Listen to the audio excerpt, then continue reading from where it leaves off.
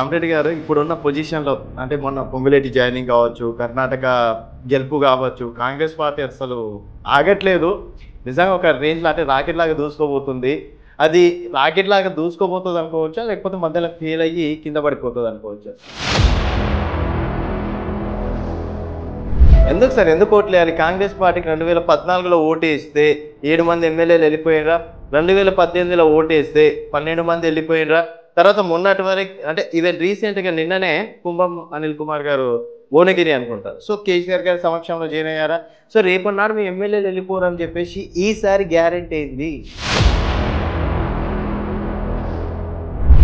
రాష్ట్రం గురించి పక్కన పెడదాం. మీ నియోజకవర్గంలోనే ఇంతకుముందు కాంగ్రెస్ పార్టీకి అవకాశం ఇచ్చి ఆయన కాస్త బీఆర్ఎస్‌లోకి వెళ్ళిపోయాడు. సో, మీ పేరు కూడా ప్రధానంగా వినిపిస్తుంది. రేపు ఎల్బీనగర్‌లో మల్రెడ్డి రామరెడ్డికి ఎందుకు ఓటేయాలంటే ఏం చెప్తారు? సరే సార్, మీకే అవకాశం ఇచ్చారు, మీకే టికెట్ ఇచ్చారు అనుకుందాం. ఇప్పుడు ఇక్కడ కార్పొరేటర్లు బీజేపీ వాళ్ళు అయిపోయారు, ఎమ్మెల్యే బీఆర్ఎస్ అయిపోయారు. మీకంటూ సపోర్ట్ లేదు, మీకంటూ బలం లేదు, మీకంటూ కార్యకర్తలు అక్కడ ఇక్కడ ఉండొచ్చు. ఓ 5-6 వేల మంది కార్యకర్తలని నమ్ముకొని గెలిచేస్తాం అది ఇది అని చెప్పేసి అంటారు. 5-6 వేలు ఉన్నారని మీరు ఎందుకు అనుకుంటున్నారు? ఆ రోజు ఉన్న పరిస్థితులలో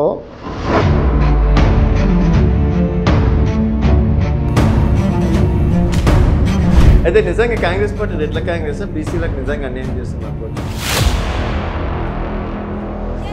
ఎల్బీనగర్ గురించి ఎక్స్పెషల్ అడుగుతున్నా. మీకే టికెట్ వస్తే మీరే గెలిచారనుకోండి, గెలిచిన తర్వాత పార్టీ మారనని చెప్పేసి మాట ఇస్తారా? Welcome to vibrant TV. నేను మీ రాజు. మొత్తానికి తెలంగాణలో మాత్రం కాంగ్రెస్ పార్టీ దూకుడిని పెంచింది. ఈసారి డెఫినెట్గా 72 స్థానాల్లో అధికారం మాదే అని చెప్పేసి అంటుంది. అది ఎంతవరకు నిజం? నిజంగా కాంగ్రెస్ పార్టీ ఆ రేంజ్లో ఇప్పుడున్న పొజిషన్లో ఉందా? టీఆర్ఎస్ని బీఆర్ఎస్ని ఎదుర్కొనేంత దమ్ము ఇప్పుడు కాంగ్రెస్ పార్టీకి ఉందనే మరిన్ని విషయాలు మాట్లాడడానికి ప్రస్తుతం మనతో పాటు కాంగ్రెస్ పార్టీ సీనియర్ నాయకులు మల్రెడ్డి రామరెడ్డి గారు ఉన్నారు, ఎల్బీనగర్ నియోజకవర్గం. నమస్తే రామరెడ్డి గారు. నమస్కారం రాజు. రామరెడ్డి గారు, ఇప్పుడున్న పొజిషన్లో అంటే మొన్న పొంగులేటి జాయినింగ్ కావచ్చు, కర్ణాటక గెలుపు కావచ్చు, కాంగ్రెస్ పార్టీ అసలు ఆగట్లేదు. నిజంగా ఒక రేంజ్లో అంటే రాకెట్లాగా దూసుకోబోతుంది.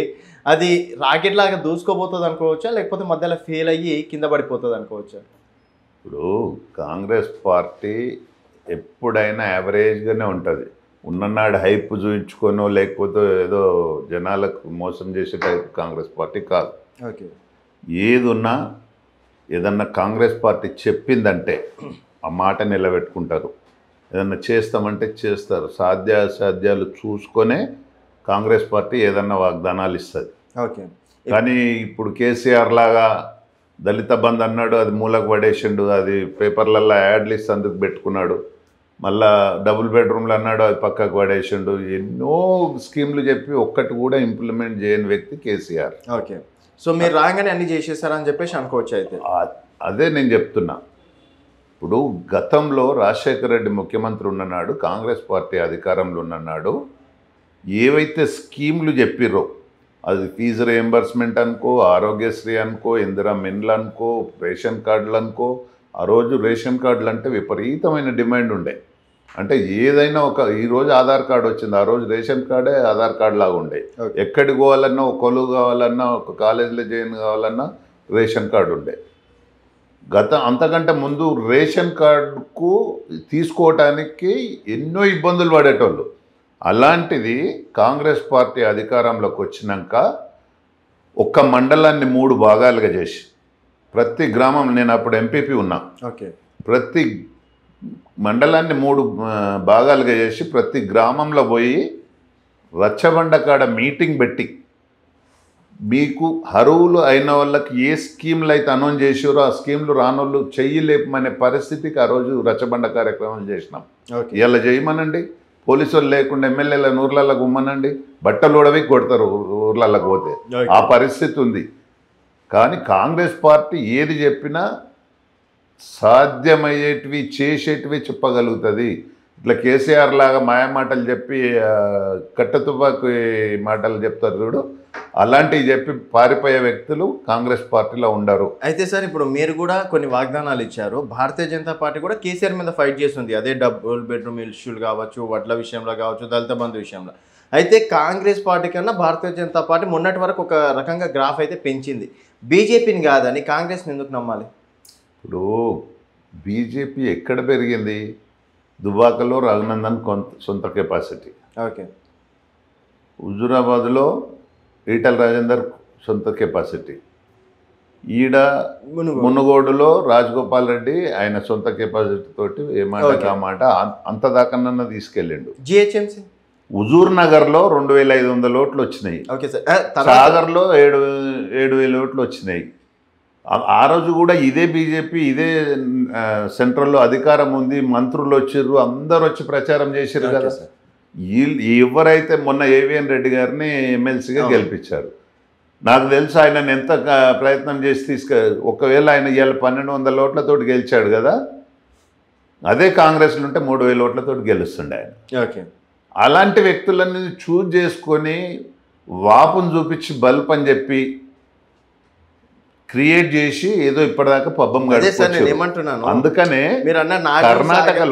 కర్ణాటకలో అక్కడ సెంట్రల్ గవర్నమెంట్ ఉంది, అక్కడ స్థానికంగా గవర్నమెంట్ ఉండే చిత్తుగా ఓడిపోయింది కదా. ఓకే సార్, అదే పరిస్థితి ఇక్కడ బీఆర్ఎస్కు కానీ బీజేపీకి కానీ రెండుకి వాళ్ళు కూడబలుక్కొని డ్రామాలు ఆడుతున్నారు. ఇవన్నీ ప్రజలు గమనిస్తున్నారు, వాళ్ళిద్దరు ఒకటే అని ఇప్పుడు క్లారిటీగా వచ్చేసింది. ఓకే, మొన్నటి వరకు ఇంతో అంతో బండి సంజయ్ ఉన్నప్పుడు కనీసం కేసీఆర్ను లోపలొక్కటే అయినా బయటనన్న మాట్లాడేది. ఇప్పుడు కిషన్ రెడ్డి అది కూడా ఉండదు. కేసీఆర్ తోటి మంచి అండర్స్టాండింగ్ తోటి ఉండటానికే కిషన్ రెడ్డిని ప్రెసిడెంట్గా చేశారు. సార్, మీరు కాంగ్రెస్ పార్టీ కర్ణాటకలో గెలిచిందని ఇక్కడ అధికారంలోకి వస్తుందని చెప్పేసి అంటున్నారా, లేకపోతే తెలంగాణ కాంగ్రెస్ పార్టీ మీద కాన్ఫిడెన్స్ తోటి మీరు ఈ మాట చెప్తున్నారా? తెలంగాణలో 100% కాన్ఫిడెంట్ తోటే చెప్తున్నాము.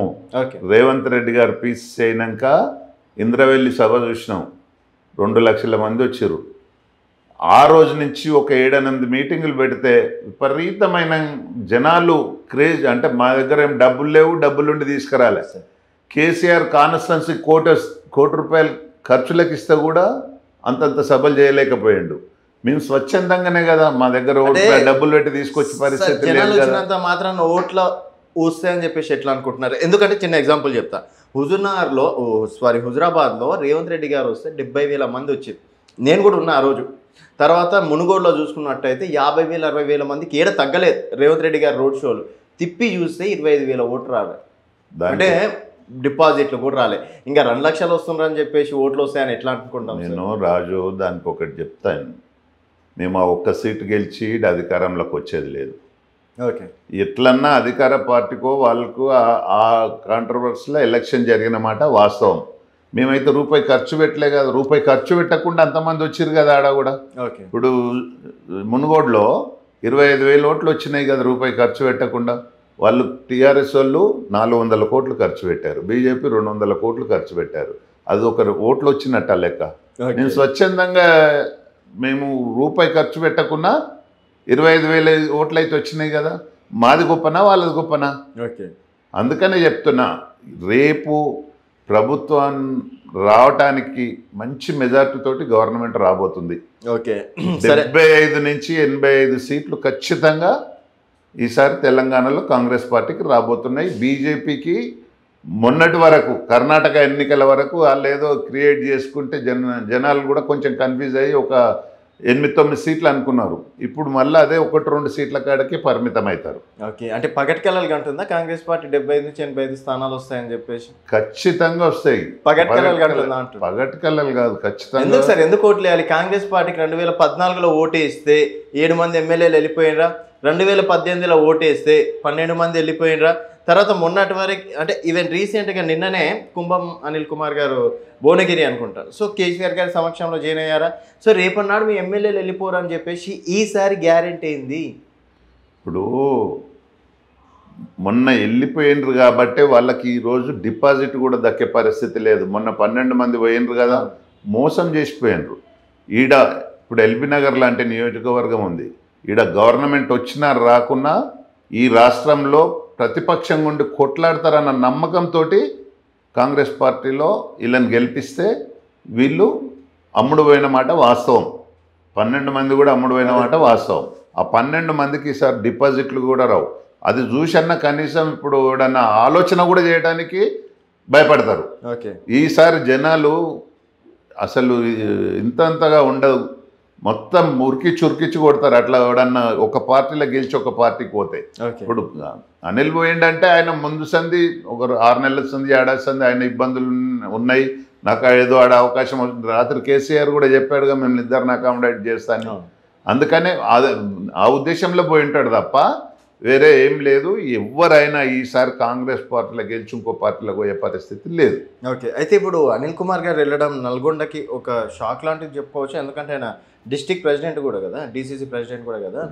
ఎవరైనా ఒక డిస్ట్రిక్ట్ ప్రెసిడెంటో ఒక వ్యక్తి పోతేనో కాంగ్రెస్ పార్టీ దేని గురించి ఆలోచన చేయదు. ప్రజలు అంటే కాంగ్రెస్ పార్టీ లీడర్ల కంటే ఎక్కువ ప్రజలు కోరుకుంటారు కాంగ్రెస్ పార్టీని. కాబట్టి లీడర్లతోటి ఎవ్వరు అయినా పార్టీని గెలిపిస్తారు కానీ వ్యక్తులను కాదు కాంగ్రెస్ పార్టీలో. ఓకే, ఇప్పుడు అందుకనే ఈసారి నల్గొండలో 12-12 కాంగ్రెస్ పార్టీ గెలవబోతున్నాయి. ఓకే, ఇప్పుడు మీ దాంట్లో కూడా లీడర్లు వస్తున్నారు కదా, సో పొంగులేటి వస్తున్నారు, జూపల్లో వస్తున్నారు, సో కాంగ్రెస్ పార్టీకి తిరుగులేదని చెప్పేసి కూడా మీ నాయకులు చెప్తున్న మాట. సో మీ దాంట్లో కూడా నాయకులు వచ్చినంత మాత్రాన మీరు కూడా అది వాపు అనుకుంటున్నారా? మేమేమంటున్నాము, కాంగ్రెస్ పార్టీని గెలిపించడానికి ప్రజలు నిర్ణయించుకున్నారు. ఎవరైనా రాని ఎవరైనా పోని ఒక అనామకుని పెట్టినా కాంగ్రెస్ పార్టీని గెలిపించుకుంటారు తప్ప డబ్బులు ఉన్నోళ్ళనో లేకపోతే లీడర్లనో చూడరు. ఓకే, ఈసారి ఖచ్చితంగా కాంగ్రెస్ పార్టీని గెలిపించుకుంటారు. ఓకే సార్, రాష్ట్రం గురించి పక్కన పెడదాం. మీ నియోజకవర్గంలోనే ఇంతకుముందు కాంగ్రెస్ పార్టీకి అవకాశం ఇచ్చి ఆయన కాస్త బీఆర్ఎస్లోకి వెళ్ళిపోయాడు. సో మీ పేరు కూడా ప్రధానంగా వినిపిస్తుంది. రేపు ఎల్బీనగర్లో మల్రెడ్డి రామరెడ్డికి ఎందుకు ఓటేయాలంటే ఏం చెప్తారు? ఇప్పుడు మేము గత 30-40 సంవత్సరాల నుంచి ఈ ప్రాంతంలో మా సర్వీసెస్ ఉన్నాయి. ఓకే, 94లో మా బ్రదర్ మొదటిసారి ఎమ్మెల్యే, రెండోసారి 2004 నుంచి 2009 వరకు ఎమ్మెల్యేగా ఉన్నాడు. ఇక్కడ అప్పట్లో మల్రెడ్డి రంగారెడ్డి గారు చేసిన పనులే ఈడ ప్రతి కాలనీలలో ప్రతి వాడలలో మంచినీళ్ళు కానీ డ్రైనేజ్ సిస్టమ్ కానీ సీసీ రోడ్లు కానీ మొత్తం 70% ఈ నియోజకవర్గంలో అప్పుడైన వరకులే.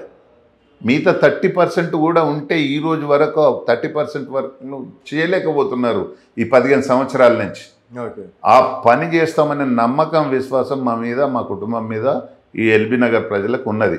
కాబట్టి ఖచ్చితంగా మాకు అవకాశం ఇస్తే డెఫినెట్గా మేము ఈడ కాంగ్రెస్ పార్టీ జెండా ఎగరేస్తాం. సరే సార్, మీకే అవకాశం ఇచ్చారు, మీకే టికెట్ ఇచ్చారు అనుకుందాం.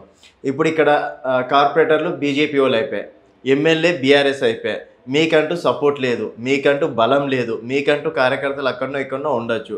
5-6 వేల మంది కార్యకర్తల్ని నమ్ముకొని గెలిచేస్తాం అది ఇది అని చెప్పేసి ఎట్లా అంటారు సార్? ఇప్పుడు 5-6 వేలు ఉన్నారని మీరు ఎందుకు అనుకుంటున్నారు? ఆ రోజు ఉన్న పరిస్థితులలో ఇక్కడ గెలిపించిన వ్యక్తి అమ్ముడు పోయిండు కాబట్టి ఆ కోపంతో ఆ రోజు బీజేపీ వాళ్ళని గెలిపించారు. కానీ ఇప్పుడు బీజేపీ వాళ్ళు ఎవ్వరికి ఆ పరిస్థితి లేదు. ఈడ పూర్తిగా కాంగ్రెస్ వైపు, ఎందుకంటే మొన్న చూసినాం కదా, ఈడ ఎమ్మెల్యే అమ్ముడు పోయినాక కూడా రేవంత్ రెడ్డి గారికి 29,000 మెజార్టీ ఇచ్చారు. ఓకే, అంటే ఆ రోజు ఎవరున్నారు? వీళ్ళే కార్యకర్తలు కదా, వీళ్ళే కదా. ఆ రోజు 29,000 మెజార్టీ మరి ఎట్లా వచ్చింది?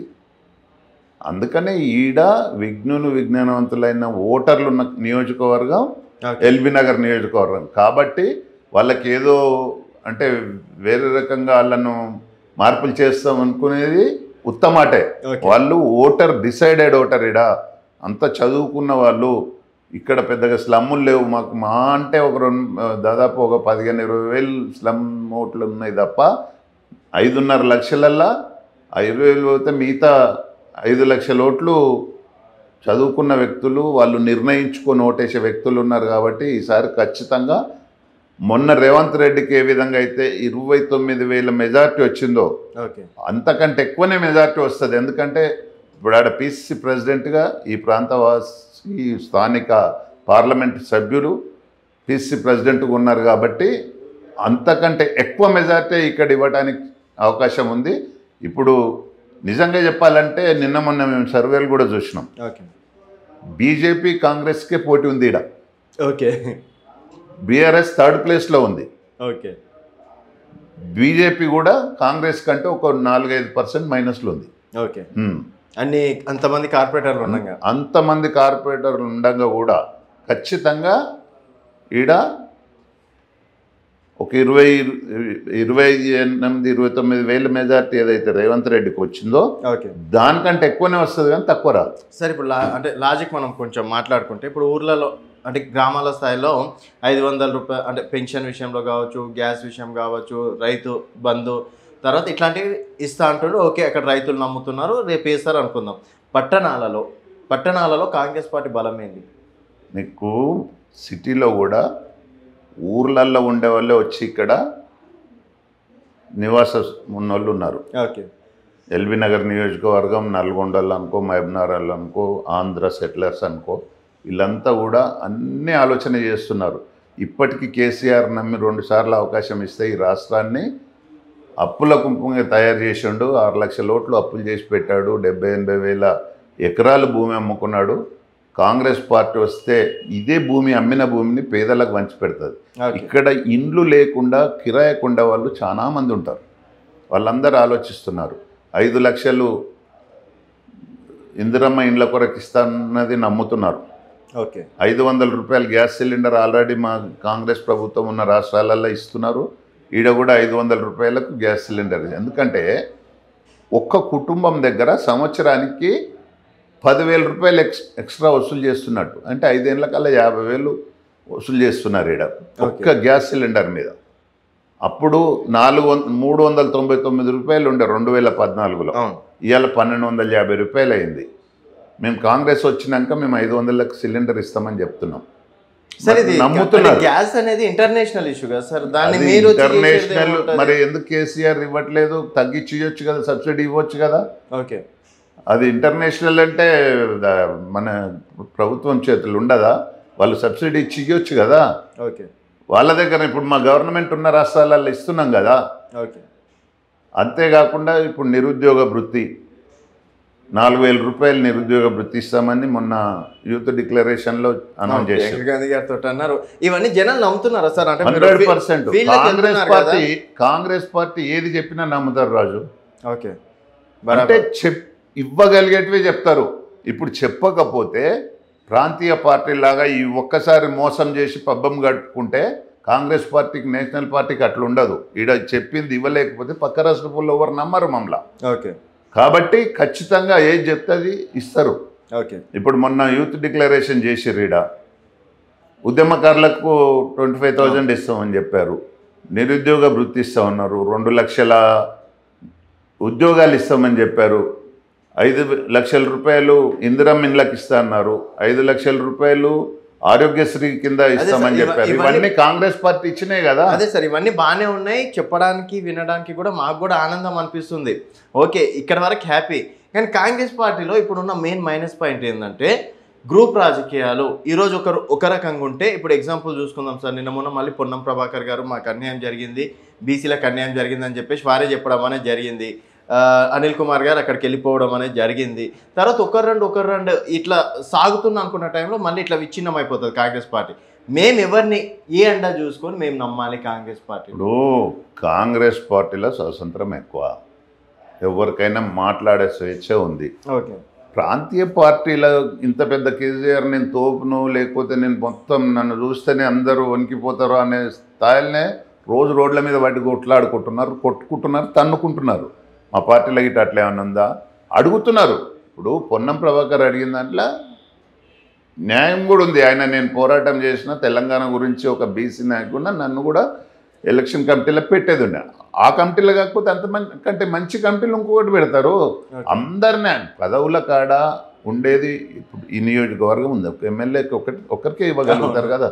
ఈయన వాళ్ళందరూ కొట్లాడితే ఏదో కాంగ్రెస్లో కొట్లాడినట్ట గెలుస్తామన్న నమ్మకంతో కదా కొట్లాడేది. నిన్న మొన్న మండల ప్రెసిడెంట్లు వేసారు. ఆ మండల ప్రెసిడెంట్లు వేస్తే కొట్లాడుతున్నారు, మాకు రాలేదని. అంటే అర్థం ఏముంది? వేరే పార్టీలు లేవా? ఇలా వైఎస్ఆర్సీపీ ఉంది, ఇస్తామంటే కూడా ఒకటి తీసుకునేటోళ్ళు లేడు. ఈడ బలంగా కాంగ్రెస్ పార్టీ ఉందనే కదా అందరు కొట్లాడేది. అందుకని చెప్తున్నా నేను, కాంగ్రెస్ పార్టీలో పదవులు అడగడం తప్పలేదు, కొట్లాడడం తప్పలేదు. పదవుల గురించే కొట్లాడుతున్నారు తప్ప ఇంకేం లేదు కదా అందులో. అయితే నిజంగా కాంగ్రెస్ పార్టీ రెడ్ల కాంగ్రెస్ బీసీలకు నిజంగా అన్యాయం చేస్తుంది అనుకోవచ్చు? బీసీలకు అందరిని కలుపుకపోయే పార్టీ కాంగ్రెస్ పార్టీ. వేరే పార్టీలలో ఇంత స్వేచ్ఛ ఉండదు, ఇన్ని అవకాశాలు. బీఆర్ఎస్ ఉంది, ఓకే. ఎవరికన్నా బీసీకి ప్రెసిడెంట్ ఇవ్వగలుగుతారా? మా దగ్గర అందరు బీసీలు చేసిరు, ఎస్సీలు చేసిరు, అందరికీ అవకాశాలు వస్తాయి కదా. ఇలా నేషనల్ ప్రెసిడెంట్ ఒక ఎస్సీ ఉన్నాడు, మల్లికార్జున ఖర్గే గారు, సీనియర్ నాయకుడు, 7 సార్లు 8 సార్లు చట్టసభలలో ఉన్నాడు, ప్రతిపక్ష నాయకుడిగా చేశాడు. అట్లాంటి ఆయన సీనియారిటీని చూసి ఇచ్చారు కదా. ఓకే. అట్లా ఎవరికైనా అవకాశాలు ఉంటాయి, వేరే పార్టీలలో అట్లా ఉండవు. ఓకే. అందుకని ఖచ్చితంగా కాంగ్రెస్ పార్టీ అన్ని వర్గాలను అన్ని కులాలను కలుపుకొని పోయే party Congress party. Okay sir, ఇప్పుడు 30వ తారీఖు ప్రియాంక గాంధీ గారు రాబోతున్నారు. ఈ మధ్యకాలంలో చూసుకున్నట్టయితే ఇది ఒకటి బూస్టప్ అని చెప్పేసి కూడా అనుకోవచ్చు, రాహుల్ గాంధీ గారు మళ్ళీ ప్రియాంక గాంధీ గారు రావడం. సో ప్రియాంక గాంధీ గారు రావడంతో ఇంకా మైలేజ్ పెరుగుతుంది అనుకోవచ్చా? అంటే జూపల్లి కాకుండా ఇంకా వేరే లీడర్లు ఏమైనా వచ్చే అవకాశాలు ఉన్నాయి? ఇప్పుడు జనరల్గానే కాంగ్రెస్ పార్టీకి విపరీతమైన గ్రాఫ్ పెరిగింది. ఇవాళ బీజేపీ పార్టీ 16% స్టేట్ యావరేజ్ ఉండే. అవును. ఓకే, 22 అయింది ఇప్పుడు. 16% ఉండే, ఇప్పుడు 6%కి వచ్చింది, అంటే -10% పడిపోయింది. అది కాంగ్రెస్ పార్టీకి అట్లా కాదు కదా, యావరేజ్ ఉంటుంది ఎప్పుడైనా. ఓకే. ఒకనాడు ఎక్కువ ఉన్నదని షో చేసుకునేది ఉండదు, ఒకనాడు తగ్గిందని ఫిగర్ లేదు, లీడర్లు పోయినరని ఫిగర్ లేదు. చాలా సార్లు చూసినాం కాంగ్రెస్ పార్టీ గురించి. అందుకనే కాంగ్రెస్ పార్టీ రేపు ప్రియాంక గాంధీ గారి మీటింగ్లో మహిళా డిక్లరేషన్ కూడా చేయబోతున్నారు. మహిళలకు ఈ రాష్ట్రంలో కేసీఆర్ వచ్చిన ఈ 9-10 సంవత్సరాల నుంచి పూర్తిగా నిర్వీర్యం చేసేశారు. గతంలో కాంగ్రెస్ ప్రభుత్వం ఉన్నన్ని రోజులు రాజశేఖర రెడ్డి ముఖ్యమంత్రి ఉన్నప్పుడు కానీ, కిరణ్ కుమార్ రెడ్డి ముఖ్యమంత్రి ఉన్నప్పుడు కానీ ఈ కళ్యాణ లక్ష్మి ఆ రోజు కూడా ఉంది, బంగారు తల్లి అని చిన్నపిల్లల ఎడ్యుకేషన్ గురించి ఇచ్చారు. ఇలాంటి అవే కాకుండా డాక్రా మహిళలకు వడ్డీ లేని రుణాలు ఎన్నో డబ్బులు ఇచ్చి వాళ్ళ కుటీర పరిశ్రమలు అనుకోండి, వాళ్ళు ఖాళీ ఉండకుండా ఫైనాన్షియల్గా బ్రహ్మాండంగా స్ట్రెంగ్తన్ కావడానికి ఫైనాన్షియల్ సపోర్ట్ చేసింది మహిళలకు కాంగ్రెస్ పార్టీ. ఓకే. ఇప్పుడు ఈ 9 సంవత్సరాల నుంచి వాళ్ళని పూర్తిగా ఒక్కరోజు వాళ్ళ పేరు కూడా మాట్లాడని పరిస్థితి ఈ ప్రభుత్వంలో ఉంది. ఓకే. వాళ్ళని పూర్తిగా ఎంతసేపు ఎక్కడ ఫోటోలు కనబడతాయి, ఆడ ఒక 4 బిల్డింగ్లు కట్టి పెద్ద పెద్ద యాడ్లు ఇచ్చుకుంటేందుకు, లేకపోతే ఏమన్నా ఒక కొత్త 4 స్కీమ్లు ఇస్తారు అంటే 0.001% ఎక్కడన్నా ఒక కొన్ని స్కీమ్లు ఇచ్చి దాన్ని 99% పబ్లిసిటీ చేసుకునే పార్టీ బీఆర్ఎస్ పార్టీ. ఓకే. అందుకనే కాంగ్రెస్ పార్టీని ఇక్కడ ఏదన్నా వాగ్దానం చేసినా, మాట ఇచ్చినా పైన కూడా మానిటరింగ్ చేస్తారు, ఖచ్చితంగా చేపిస్తారు. ఇప్పుడు మిగతా రాష్ట్రాలలో మా కాంగ్రెస్ పార్టీ ఉన్న రాష్ట్రాలలో మొన్న కర్ణాటకలోనే చూసినాం, మహిళలకు ఫ్రీ బస్ వస్తామన్నాం, ఇచ్చిండ్రు కదా. 2 అవర్స్లు ఇచ్చిర్రు, ప్రభుత్వం ఏర్పడ్డాక 2 గంటలల్లో ఇచ్చిర్రు కదా. అట్లా ఎంతమంది రావచ్చు సార్ ప్రియాంక గాంధీ సభకి? ప్రియాంక సభకు బ్రహ్మాండంగా మేమేం డబ్బులు పెట్టి తోలుకొచ్చేది ఉండదు కదా. కాంగ్రెస్ పార్టీ స్వచ్ఛందంగా వస్తారు, అభిమానంతో వస్తారు. దాదాపు 2 లక్షలకు తక్కువకుండా అయితే మహబూబ్నగర్లో వస్తారు. మొన్న ఖమ్మంలో 4 లక్షలు వచ్చారు. నేను ఒక నియోజకవర్గం ఇన్ఛార్జ్గా పోయిన అశ్వరావుపేటకి, అసలు ఎంత క్రేజ్ ఉందంటే సొంతంగా వెహికల్ కట్టుకొని వచ్చారు. మీరు కూడా వచ్చారు కదా. ఆ రోజు ఆర్టీసీ బస్సులు డబ్బులు తీసుకొని మళ్ళీ వాపసు ఇచ్చారు. ప్రైవేట్ వెహికల్స్ని మాట్లాడనీయలే, ట్రాక్టర్లను రానియలే. ఆఖరి ఆటోలు వస్తే కూడా ఆటోలను కూడా ఒక్కొక్క పోలీస్ స్టేషన్లో 150-160 ఆటోలను సీజ్ చేసి పెట్టారు. మేము మళ్ళీ గొడవ చేస్తే అప్పుడు వదిలిపెట్టారు, 1 గంటలకు వదిలిపెట్టారు. ఇంత స్ట్రిక్ట్గా మెయింటైన్ చేసి, ఇంత అరాచకం చేసి, ఇంత ఇబ్బంది పెడితేనే 4 లక్షల మంది వచ్చారు ఖమ్మంలో. మహబూబ్నగర్లో ఈజీగా 2 లక్షల పైన వస్తారు. ఓకే. సో మళ్ళీ మహబూబ్నగర్ పాలమూరు కాంగ్రెస్ కంచుకోట కాబోతుంది అయితే బ్రహ్మాండంగా. 14 మహబూబ్నగర్లో ఖమ్మంలో 10కి 10, నల్గొండలో మాకు ఖమ్మం, నల్గొండ, మహబూబ్నగర్, రంగారెడ్డి ఇవన్నీ సీట్ చేస్తాయి. ఓకే. ఇప్పుడు ఈ 4 నియోజకవర్గాలు, ఈ 4 ఉమ్మడి జిల్లాలు రంగారెడ్డి, మహబూబ్నగర్, నల్గొండ, ఖమ్మం. మిగతా సగం వచ్చినా మనకు బ్రహ్మాండమైన మెజార్టీ వస్తుంది. ఓకే, డెఫినెట్గా చూద్దాం సార్. నాకు ఇంకొక మాట ఏంటంటే, ఎల్బీనగర్ గురించి ఎక్స్పెషల్లీ అడుగుతున్నా. మీకే టికెట్ వస్తే మీరే గెలిచారనుకోండి, గెలిచిన తర్వాత పార్టీ మారనని చెప్పేసి మాట ఇస్తారా మాకు? 200%. నేను రాజకీయాల్లో ఉన్నన్ని రోజులు పార్టీ మారలేదు. 2014లో నేను ఇండిపెండెంట్గా పోటీ చేసినాడు. కేసీఆర్ మా ఇంటికి వచ్చి మల్లెడ్డి రంగారెడ్డి గారి దగ్గరికి వచ్చి 3 టికెట్లు ఇస్తాం, ఎల్బీ నగర్, ఇబ్రాహీంపట్నం, మహేశ్వరం పోటీ చేయమని అడిగారు.